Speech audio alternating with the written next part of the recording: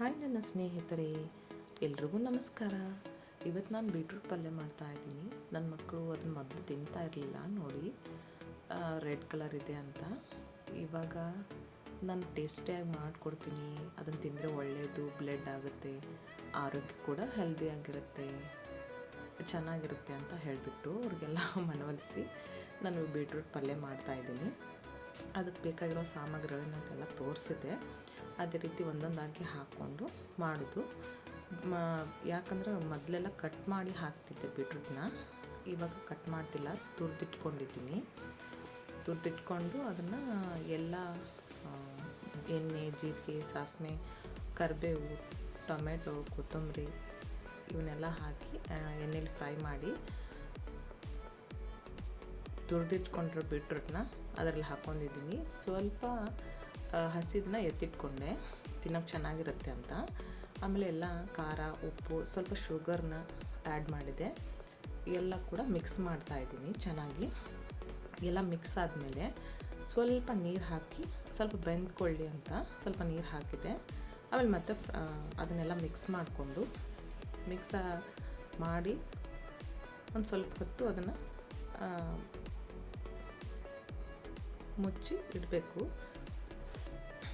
ಒಂದು ಸ್ವಲ್ಪ ಹೊತ್ತು ಮಿಕ್ಸ್ ಆದಮೇಲೆ ನಾನು ಸ್ವಲ್ಪ ಮನೆಯಲ್ಲೇ ತಯಾರು ಮಾಡ್ಕೊಂಡಿರೋಂಥ ಗರಂ ಮಸಾಲ ನಾನು ಮನೆಯಲ್ಲೇ ತಯಾರು ಮಾಡಿರ್ತೀನಿ.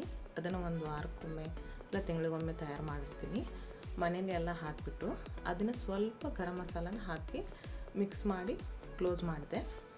ಮುಚ್ಚಿಟ್ಟು ಸ್ವಲ್ಪ ಹೊತ್ತು ಒಂದು 5 ನಿಮಿಷ ಮುಚ್ಚಿಟ್ಟಿದ್ಮೇಲೆ ಚೆನ್ನಾಗಿ ಬೆಂದ್ಕೋಬೇಕದು. ಬೆಂದ್ಕೊಂಡಿದ್ಮೇಲೆ ಅದನ್ನು ಆಮೇಲೆ ಓಪನ್ ಮಾಡಿ ನೋಡಬೇಕು. ನನ್ನ ಮಕ್ಕಳು ಕೂಗ್ತಾಯಿದ್ರು, ಅಮ್ಮ ನನಗೆ ಏನೋ ಹಸಿವಾಗಿದೆ, ಏನು ಮಾಡಿದೆ ಅಮ್ಮ ಅಂತ. ನಾನು ಹೇಳ್ತಾಯಿದ್ದೆ ಬೀಟ್ರೂಟ್ ಪಲ್ಯ ಚಪಾತಿ ಮಾಡಿದ್ದೀನಿ, 1 ನಿಮಿಷ ರೆಡಿ ಆಗ್ತಾಯಿದೆ ಅಂತ ಹೇಳಿದೆ. ಅಷ್ಟೊತ್ತಿಗೆ ಒಂದು 5 ನಿಮಿಷ ಆಯಿತು. 5 ನಿಮಿಷ ಆದಮೇಲೆ ಓಪನ್ ಮಾಡಿ ನೋಡಿದೆ. ಬೀಟ್ರೂಟ್ ಪಲ್ಯ ಹಾಗೆ ಎಲ್ಲ ಬೆಂದ್ಕೊಂಡಿತ್ತು, ಚೆನ್ನಾಗಾಗಿತ್ತು. ಅದನ್ನು ಒಂದು ಬೌಲ್ಗೆ ಸರ್ವ್ ಮಾಡಿಕೊಂಡೆ. ಆ ಒಂದು ಬೌಲ್ಗೆ ಹಾಕ್ಕೊಂಡು ಉಳಿದಿದ್ದನ್ನು ಪಕ್ಕಕ್ಕೆ ಎತ್ತಿಟ್ಟೆ ನಾನು ತೋರಿಸ್ಬೇಕು ಅಂತ. ಚಪಾತಿ ಮತ್ತು ಮೆಣಸಿನ್ಕಾಯಿ ನನಗೆ ಹುರ್ಕೊಂಡಿದ್ದೆ. ಮೆಣಸಿನ್ಕಾಯಿ ಮಕ್ಕಳು ತಿನ್ನಲ್ಲ ನನ್ನ ಮಕ್ಕಳು.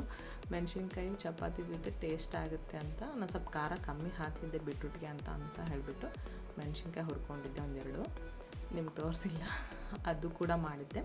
ಹಾಗಾಗಿ ತುಂಬಾ ಟೇಸ್ಟಿಯಾಗಿತ್ತು, ಸೂಪರಾಗಿತ್ತು. ಅದಾದಮೇಲೆ ಟೇಸ್ಟ್ನ ನೋಡೋಕ್ಕೆ ನನ್ನ ಮಕ್ಕಳು ಹೊರಗಡೆ ಕಾಯ್ತಾಯಿದ್ರು. ನಾನು ಅಮ್ಮ ಬೇಗ ನಂಗೆ ನಿದ್ದೆ ಬರ್ತಾಯಿದೆ ಅಮ್ಮ, ಹಸಿವಾಗಿದೆ ಅಂತ ಇದ್ಲು. ಹಾಗಾಗಿ ಬೀಟ್ರೂಟ್ ಪಲ್ಯ ಚಪಾತಿ ಮಾಡಿದ್ದೀನಿ, ಅನ್ನ ಸಾಂಬಾರು ಅಂತ ತೊಗೊಂಡು ಬಂದೆ. ಬೀಟ್ರೂಟ್ ಪಲ್ಯ ರೆಡಿ ಆಗಿದ್ದೆ ಅಂದ ತಕ್ಷಣ ಅಮ್ಮ ನನಗೆ ಫಸ್ಟು ಅಂತ ಇದ್ಲು. ಮೊದಲು ತಿಂತಾ ಇರಲಿಲ್ಲ, ರಿಷಬ್ ಕೂಡ ತಿಂತಾ ಇರಲಿಲ್ಲ. ಹಾಗಾಗಿ ರಿಷಬ್ ಅಮ್ಮ ನನಗೆ ಅಂತಂದ. ರಿಷಬ್ ಸ್ವಲ್ಪ ಹಾಕಿದೆ. ನೆಕ್ಸ್ಟು ಆದ್ಯಾಗೆ ಸ್ವಲ್ಪ ಹಾಕಿದೆ. ಇಬ್ರಿಗೂ ಒಂದು ಅರ್ಧ ಚಪಾತಿ ತಿನ್ನೋಕ್ಕೆ ಒದ್ದಾಡ್ತಾರೆ ಅಷ್ಟು ಇವರು. ಈಗ ಬೀಟ್ರೂಟ್ ಪಲ್ಯ ಮಾಡಿದ್ನಂತ ಹೇಳ್ಬಿಟ್ಟು ಖುಷಿಯಾಗಿ ನನಗೊಮ್ಮೆ ಚಿಕ್ಕದೊಂದು ಕೊಡಮ್ಮ, ದೊಡ್ಡದೊಂದು ಕೊಡು ಅಂತ ಚಪಾತಿಗೆ ಜಗಳ ಮಾಡ್ತಾಯಿದ್ರು. ಚಿಕ್ಕದು ಅಂದರೆ ನನಗೂ ಅಮ್ಮ ಅಂತ ಅವಳು ಅಂದ್ಲು. ಹಾಗಾಗಿ ಅವಳಿಗೊಂದು ಇವ್ಗೊಂದು ಚಿಕ್ಕದು ಕೊಟ್ಟೆ. ಅದಾದಮೇಲೆ ಟೇಸ್ಟ್ ಅಮ್ಮ ಹುಣಸೆಕಾಯಿ ಚಕ್ಕೆ ಮಾಡಿದ್ರು, ಅದು ಹುಣಸೆ ಟಕ್ಕು ಅಂತಾರೆ. ಅದನ್ನು ಸ್ವಲ್ಪ ತೊಗೊಂಡು ಬಂದಿದ್ದೆ ನಾನೇ ಊರಿಗೆ ಹೋದಾಗ, ಸ್ವಲ್ಪ ಕೊಟ್ಟು ಕಳಿಸಿದ್ರು. ಅದು ಕೂಡ ಹಚ್ಚಮ್ಮ ಅಂತಿದ್ರು. ಸ್ವಲ್ಪ ಕೆಮ್ಮು ನೆಗಡಿ ಆದ ಕಾರಣ ಅದು ಸ್ವಲ್ಪ ಹುಳಿ ಚೆನ್ನಾಗಿರುತ್ತೆ, ಟೇಸ್ಟ್ ಬರ್ತಾಯಿಲ್ಲ ಅಂತ. ಹಾಗಾಗಿ ರಿಷಬ್ ಇದು ಸಾಂಬಾರು, ಅದು ಬೀಟ್ರೂಟ್ ಪಲ್ಯ ಅಂತ ಹೇಳ್ತಾಯಿತ್ತು. ನೆಕ್ಸ್ಟ್ ಟೇಸ್ಟ್ ನೋಡಬೇಕು ಅಂತ ಆದ್ಯ ಮೊದಲೇ ಟೇಸ್ಟು ಎಡಗೈಲಿ ಬಲಗೈಲಿ ನೋಡ್ತಾ ಇದ್ಲು.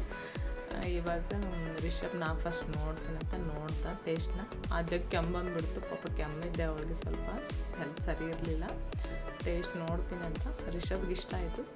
ಅಮ್ಮ ಸೂಪರ್ ಅಮ್ಮ, ತುಂಬ ಧನ್ಯವಾದ, ಟೇಸ್ಟಿ ಆಗಿದೆ ಅಂತ ಅಂದ.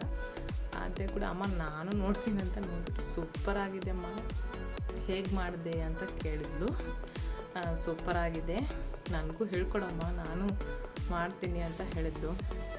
ರಿಷಬ್ ಅಮ್ಮ ಇವಳಿಗೆ ಇವಾಗಲೇ ಬೇಡ, ದೊಡ್ಡೋಳು ಆದ್ಮೇಲೆ ಹೇಳ್ಕೊಡು ಅಂತ ಅಂದ್ಬಿಟ್ಟ. ಅದಕ್ಕೆ ಆದ್ಯ ಧನ್ಯವಾದ ಅಮ್ಮ. ಹಾಗಾದರೆ ಧನ್ಯವಾದ.